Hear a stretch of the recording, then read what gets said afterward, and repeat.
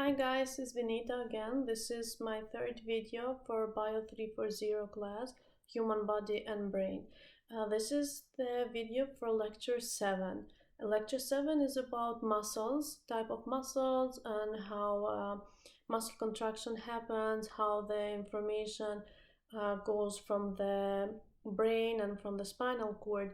What I'm going to focus more in this video is actually just the muscle contraction and the sliding theory. The reason for this is because I think that's the part where there's a lot of information and a lot of details that we have to know in order for us to understand what's going on and how this muscle contraction happens. Once this is clear, then it's going to be very easy to understand the rest of information and to make sense of it. So here, muscles are just like our tissue, right? Bunch of cells doing a certain function, and in this case contracting and creating movements. A muscle fiber, so here I took like I zoomed in the muscle fiber.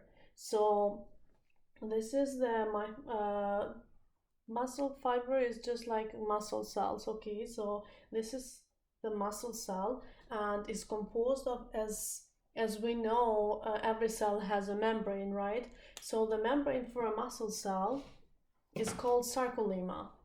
So sarcolemma is the muscle membrane that has this kind of like wavy form, and then here this groove, these grooves that look like this at this angle are called transverse tubule, and this is where the neuromuscular junction is, and this is where the cell communication happens. This is where the information is flowing. Now, and then we have the sarcoplasmic reticulum. Sarcoplasmic reticulum is a vesicle that contains calcium ions. This vesicle has these release channels, and this release channel has this L-type calcium voltage gated. So it's like a protein here that it closes or opens based on the information that is flowing. So it either can block the release of calcium ions, or it can actually let the ions to get out. And then we have myoglobin. Myoglobin is a protein that carries on oxygen to produce the energy in a mitochondrion, all the energy that the cell needs to function. And then we have the sarcomere. The sarcomere is the part of the muscle cell that it actually where the contraction is taking place. Okay, now in this here I only draw one sarcomere, but just know that the muscle cell is going to have multiple sarcomeres. Okay, but I don't have space here to draw everything. Also, it's going to have multiple mitochondria, stuff like this. So let's take a look at the sarcomere. So the sarcomere is composed of thick filament, is this red one, thin filament, this, and then tighten filaments, which are protein, which it actually has this spiral form, and it kind of pulls outwards in a relaxed position, the thick filament, and it gives elasticity to the sarcomere. Now let's take a closer look of the thick filament and thin filament. Thick filament is just like they're like two myosin proteins twisted around each other, and they form like this tail, and then also two myosin heads, and this head has actin binding side and ATP binding side. The thin filament is composed of actin, or these like circle cell proteins, and then tropomyosin and troponin proteins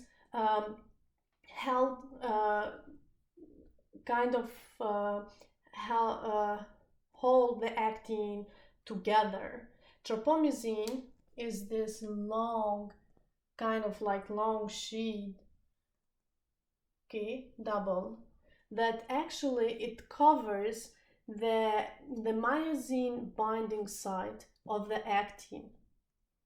So again, the myosin has actin binding site and ATP binding site. Now the actin has myosin binding site, and if the muscle is relaxed, tropomyosin is going to make sure that these myosin binding site are covered. And troponin is like this 3 subunit protein which holds the tropomyosin in place, and also the actin holds together. And then this troponin has calcium binding sites.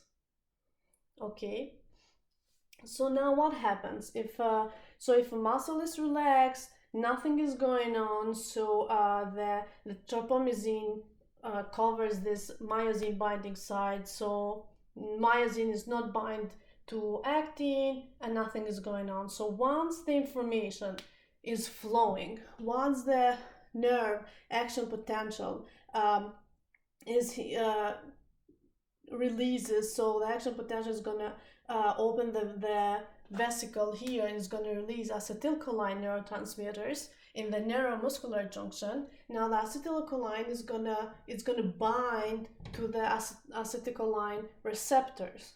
Once it's bind there, what's gonna happen is we're gonna have depolarization, right? So an action potential is flowing and coming here, and once this action potential goes here, what's happening is the calcium voltage gated opens. So once this opens, now we have calcium ions flowing outside the vesicle.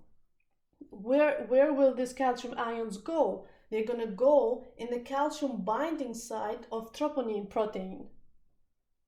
Once the calcium binds there, it's going to kind of like make the troponin move and make it change, kind of slide the tropomyosin over, so then the myosin site of actin now is free. That means that now the actin binding site of myosin can actually bind to the myosin binding site of the actin.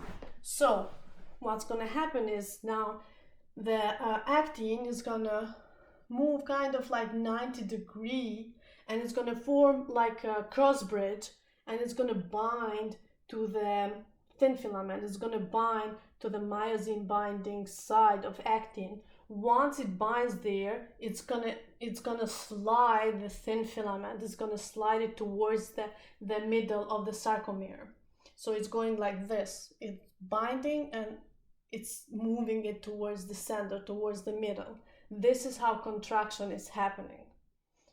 Okay, and then then what's happening, like the ATP is going to bind to the ATP side of the myosin, and that's when myosin then can detach from the binding site, can detach from actin. So once, if there's no more information, or if the muscle is relaxing, then that means that we don't have acetylcholine here. So basically the acetylcholinesterase it break down acetylcholine, let's say, so we don't have more action potential flowing. So in this case, what's going to happen is the calcium ions, what is left is it can actively be transported using energy, be transported back to the vesicle. Okay, so if there's no more calcium around, they cannot bind, there's nothing binding to the troponin, so that means that myosin cannot bind. So that means now that this is gonna relax, okay, and go back to the position that it was before. So I want you to remember all of this, of course, but I just want to point out again three, because there are three similar terms here: Sarcolemma, Sarcoplasmic Reticulum, and Sarcomere. So Sarcolemma is the membrane of the muscle cell. And this is where acetylcholine receptors are. And this is where in the transverse tubulin grooving, where the neuromuscular junction happens. This is where the information is flowing. Sarcoplasmic reticulum is this vesicle that keeps calcium ions inside, and they're only released if an action potential goes there and releases this, so then the calcium can bind to the troponin, and so then contraction can take place. So sarcomere is the contraction part of the cell. Sarcolemma, sarcoplasmic reticulum, and sarcomere. Okay, see you in the next video.